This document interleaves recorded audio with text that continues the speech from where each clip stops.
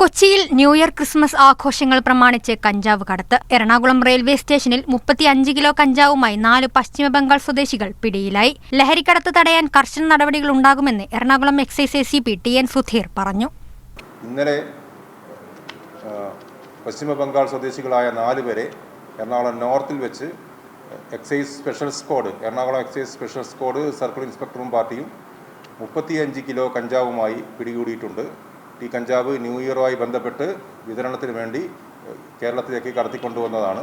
3 പേരും കൽക്കത്തയിലെ പശ്ചിമ ബംഗാളിലെ മുർഷിദാബാദ് സ്വദേശികളാണ്. 3 ചെറുപ്പക്കാരാണ്. ഇവർ പ്രത്യേകിച്ച് കാരിയേഴ്സായിട്ട് വർക്ക് ചെയ്യുന്നതാണ്. കേരളത്തിലേക്ക് കഞ്ചാവ് എത്തിക്കുന്ന കാരിയേഴ്സായി വർക്ക് ചെയ്യുന്ന 4 പേരെയാണ് പിടികൂടിയിരിക്കുന്നത്. ഇപ്പോൾ ന്യൂ ഇയറുമായി ബന്ധപ്പെട്ട് ഇനിയും കൂടുതൽ റെയ്ഡുകൾ നടത്തുന്നതാണ്. ട്രെയിൻ കേന്ദ്രീകരിച്ചുള്ള വരവ്, ടൂറിസ്റ്റ് ബസ്സുകളും മറ്റുമായി അന്തർ സംസ്ഥാന ബസ്സുകൾ കേന്ദ്രീകരിച്ചുള്ള വരവ്, ഇത്തരം വരവുകളൊക്കെ റോഡ് മാർഗം വരുന്നതും ട്രെയിൻ മാർഗം വരുന്നതും പരിശോധിക്കുന്നതിന് പ്രത്യേക ക്രമീകരണങ്ങൾ നടത്തിയിട്ടുണ്ട്. ഇതിനു പുറമെ ന്യൂ ഇയർ അടുക്കുന്ന സമയത്ത് കടൽ മാർഗമുള്ള കടത്ത് പരിശോധിക്കുന്നതിന് പ്രത്യേക കോസ്റ്റൽ പോലീസുമായി ചേർന്ന് കടലിൽ ബോട്ടുകൾ പരിശോധിക്കുന്നതിനുള്ള ക്രമീകരണവും നടത്തിയിട്ടുണ്ട്.